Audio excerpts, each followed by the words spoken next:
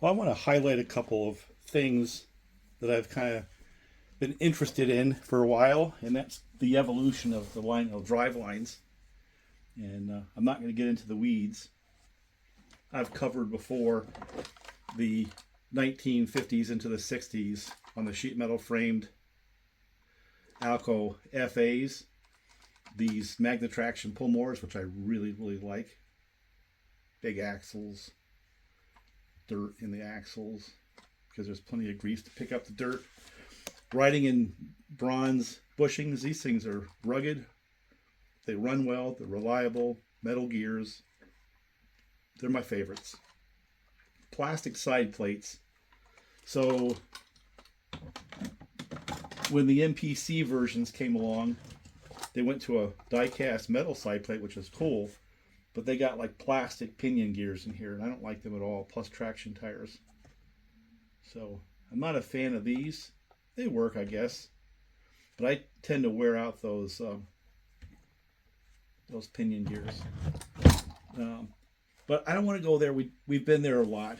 But I started going through the catalogs. I've got these catalogs from the early days of the 90s. This is after Lionel had been purchased by an enthusiast. And I think very quickly there were some upgrades in the chassis. And I'm going to cover that a little bit on the steamers as a result of the change in priorities. And we all know and love these, right? The 4.6.2s that came along. In prior years, Lionel had that kind of wrong. They had kind of inverted, 2.6.4s and stuff like that, which never really existed in reality. And so one of the first things I saw was a correction on the layout of these things. Another thing I saw was the introduction to can motors in a lot of these entry-level locomotives. And I think that, like these right here, I think that was a really, really good move. If you look, this is in 1990. You can see creeping underneath the edge of that shell a can motor. And that would be like this one. See it right there? Now, they also went to a plastic pinion gear, which is not my favorite. But the side frames are metal, right? Yeah, it has a little bit of electronics. I don't know what year this is, but it's 90 something. But at least they got the wheel arrangement right with a 4.4.2, like an Atlantic.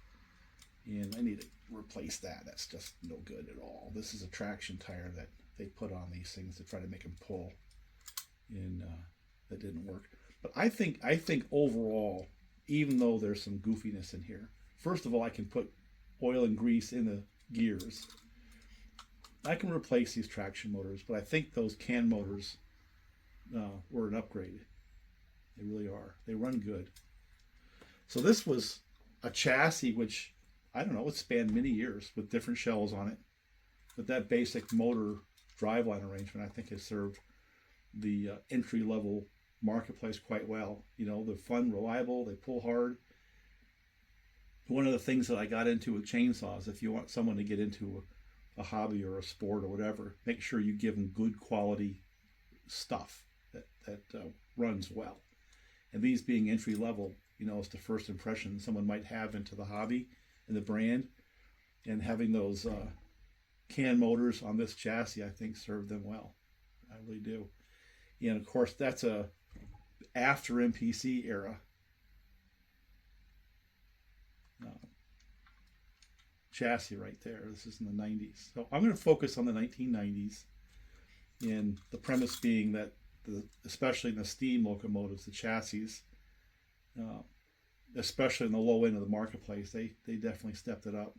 And I think that's one of the reasons why both the hobby and Lionel is still around today. So this is an entry level. This would have been what a Scout was in the 50s, right?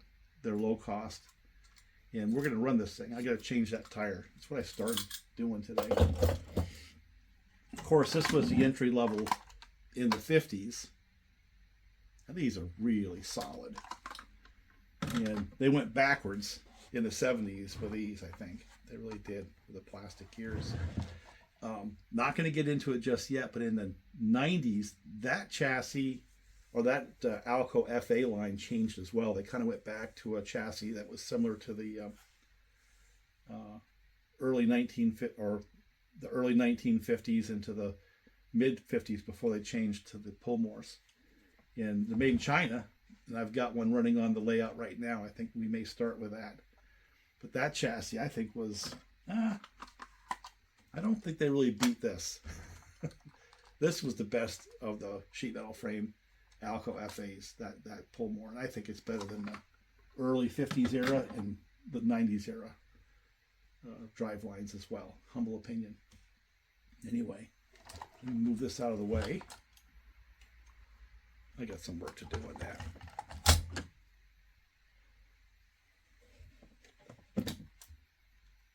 Look at this thing right here.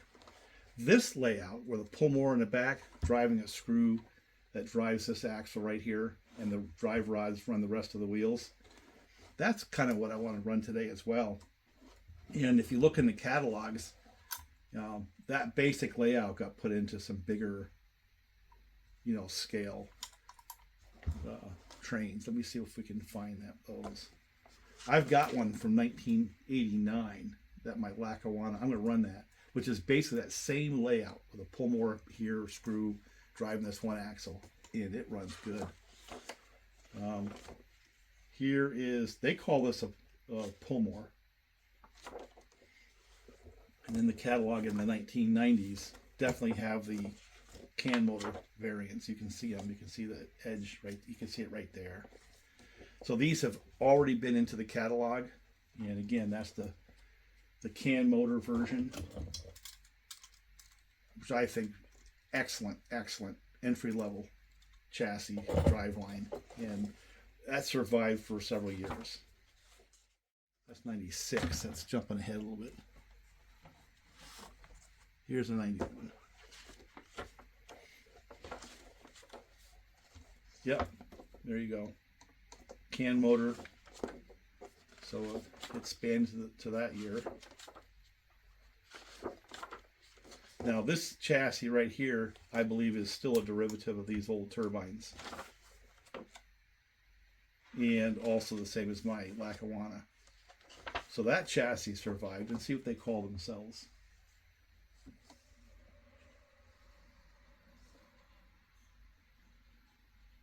They don't talk about the motor, but I believe, without having one of these, I believe it's a Pullmore in the cab, just like this one. So let's move on to 92. Here, I got 92, book 1 and book 2.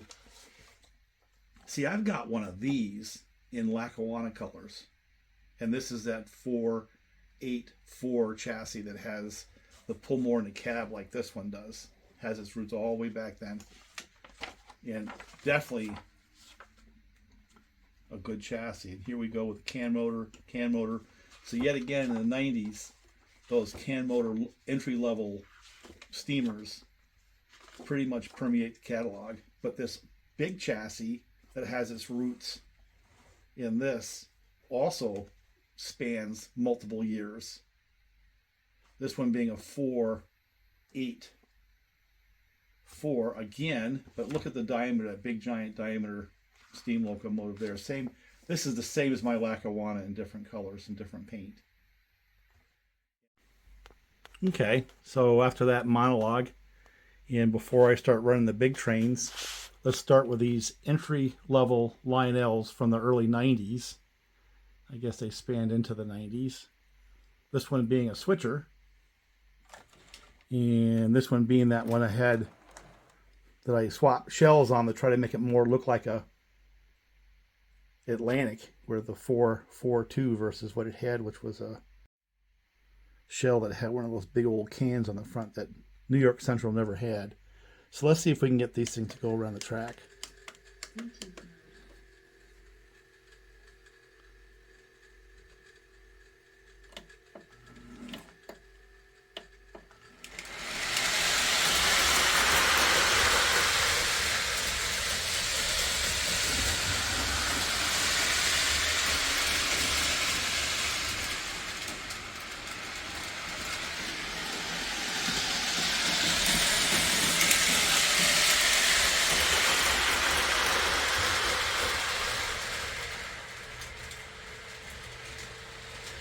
That's better.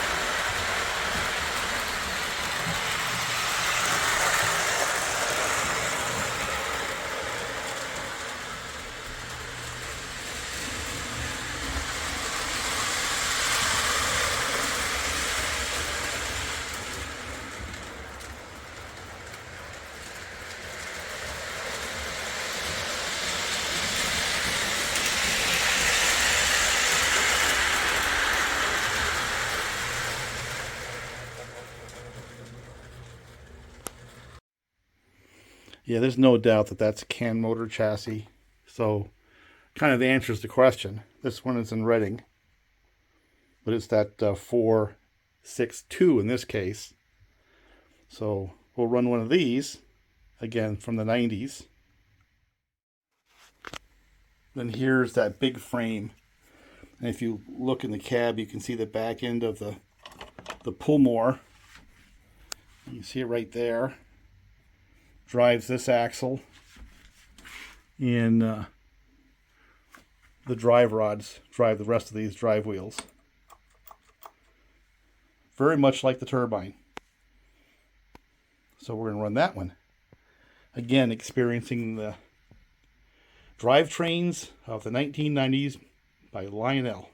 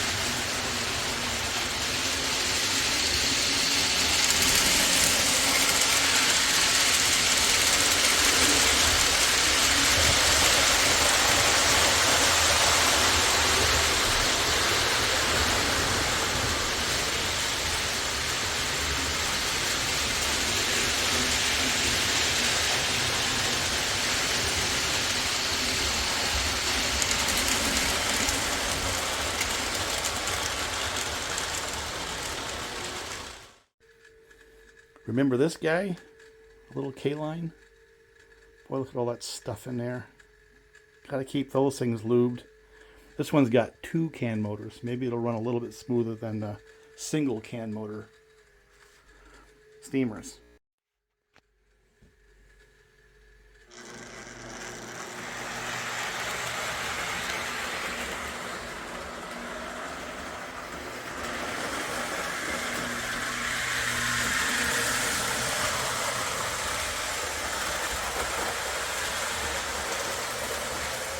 Oh yeah.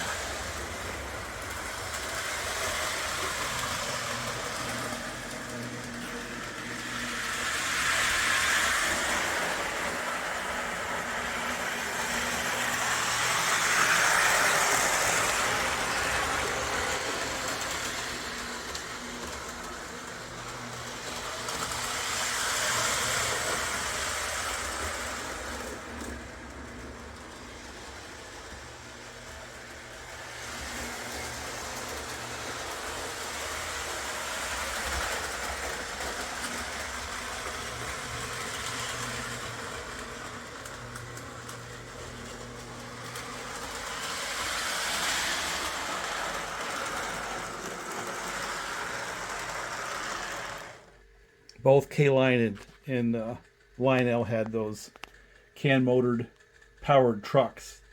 And Lionel had them on the FAs, and so did K-Line. And having 2 of them obviously makes a difference versus the one. But the fact that they're both here running, that one over there as well, means that they survived the test of time. Anyway, let me move on to the bigger chassis with the pull more in the can.